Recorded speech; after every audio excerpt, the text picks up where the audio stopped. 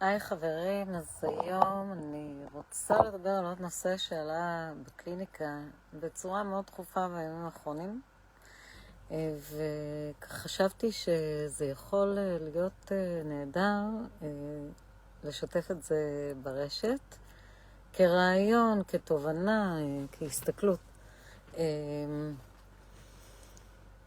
אם אני רואה הרבה פעמים מצב של אנשים שמגיעים בדיכאון, קושי, חרדה, ואז לאט לאט כשאנחנו נכנסים לעובי הקורה, אנחנו רואים שהתחושות היומיומיות הצטברו והגיעו בעקבות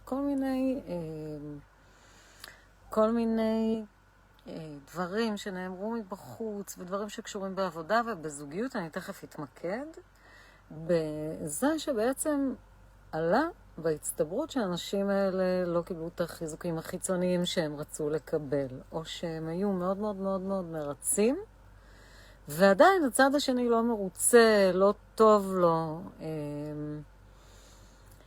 ועוד דבר שצף ועלה שם זה פחד מאלימות. זה כאילו כמה דברים שהצטברו בדרך כלל שאני רואה אותם באותם התנהגויות, ואני שמתי לב שאנשים שגדלו בסביבה ביתית לא שקטה, אפילו הרבה פעמים על גבול האלימה, אוקיי?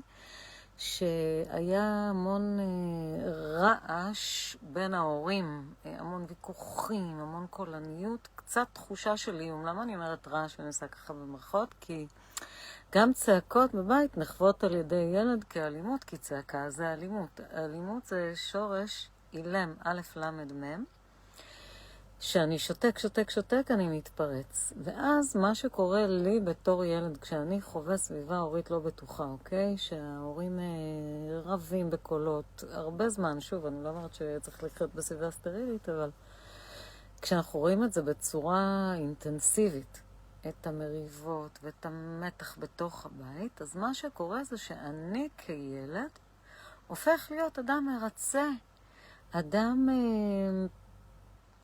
שרוצה שההורים בעצם יהיו מרוצים. אני גם לוקחת הרבה מאוד אחריות, הרבה פעמים ילדים לוקחים אחריות על המריבות של ההורים, ואז נוצרת אמונה שאם אני אתנהג יפה, או אם לא הייתי עושה ככה, אז ההורים שלי לא היו רבים, ואז אני הופך להיות אדם מרצה. אני גם הרבה פעמים, בשביל שאני אהיה מטפל כאילו של ההורים שלי יותר טוב, אני ארצה אותם יותר טוב, אז אני נהיה יותר אמפתי. וכשאני חייב לפתח את החוש הזה, אם אני אהיה יותר באמפתיה, אני אהיה יותר רגיש להורים שלי, אני אדע להקשיב יותר טוב למה שקורה שם, אז אני אהיה מטפל יותר טוב, ואז הם יהיו מרוצים. אני מפתח חוש אמפתי, כי אני חייב את זה. זה חוש הישרדותי שלי. אם אני לא אהיה באמפתיה לסביבה, אז יקרה לי משהו רע מאוד. אני אחשף לאלימות, ואז אני יחווה אותה. והתהליך הזה שנוצר אצלנו בתור ילדים, תהליך שאני קוראת לו, זה המון חלונות, כן, טיפוליים, אבל אנחנו מפתחים תדמית, אני מפתח התנהגות מרצה, כי אני רוצה עכשיו שההורים שלי יהיו בסדר, אני רוצה שיהיה שקט. והתנהגות שהיא התנהגות אמפתית, והתנהגות מזדהה. וכשאני אדם שמסתובב בעולם בהזדהות, אני לוקח על עצמי המון אחריות על דברים שהם לא קשורים אליי. אני נכנס בשדה האנרגטי שלי לשטחים אנרגטיים של אנשים, אני אדם מרצה. חלק עושים תהליך על הדבר הזה, אוקיי? מרפאים את הדבר הזה, אבל חלק מהסממנים זה או שאני נעלב מאוד בקלות. למה? כי זה גם סוג של מניפולציה, שאני לא מודע אליה, זה מניפולציה בתת מודע, ואז אם נאמר משהו, ואני לא הייתי מרצה מספיק, אז אני הרבה פעמים נעלב, אני נעלב מאוד סיבות.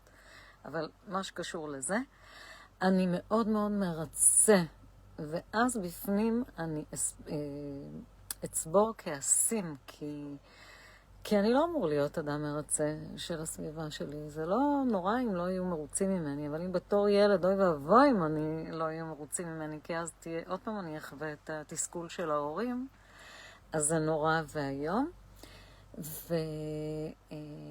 ועוד דבר ששמתי לב שקורה לאנשים שגדלו ככה, זה שהם כל הזמן צריכים חיזוקים. כל הזמן צריכים שיגידו להם שהם טובים, ואיזה נהדרים הם, וכמה טוב עשית, וזה למה? כי לא קיבלתי את זה בבית. זה חסר לי.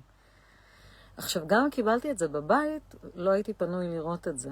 בסדר? כי ההורים היו הישרדותים, ואני הייתי עסוק בלהיות המטפל שלהם. אז אלה היו כמה דקות על להיות אדם אמפתי. אנחנו עובדים על זה עכשיו. זה לא אומר שאחרי טיפולי אנחנו הופכים להיות אנשים אפתיים, אטומים לסביבה שלנו, לא. להפך, אני ממשיך לשמור כזה משהו שהרווחתי אותו, אוקיי? אני ממשיך להיות אמפתי, אבל אני יודע לעשות הפרדה, אני לא בהזדהות עם מה שקורה בחוץ, אני לא מכניס את עצמי לשדה האנרגטי של הסביבה, ונכנס בהזדהות לעולם שלהם, כי זה מיותר, אף אחד לא צריך שנהיה בהזדהות עם הקשיים שלו. ואז כשאני לומד לא להיות בהזדהות, ואני לומד מאיפה נובעות ההתנהגויות שלי, יותר קל לי לעזור גם, כי אני לא בהזדהות, אני לא חלק מהאירוע. זהו, אני מקווה שזה יהיה לכם מעניין, כי אני מאוד אוהבת את הנושא הזה. כמה דקות של להיות בהזדהות. איך להיות בהזדהות? מה הכלי, כמה אנחנו נכנסים לשדות אנרגטיים של אנשים אחרים? כשאני נעלב בקלות, מרצה או מחפש חיזוקים כל הזמן, אז אני יודע למה. זה חשוב מאוד.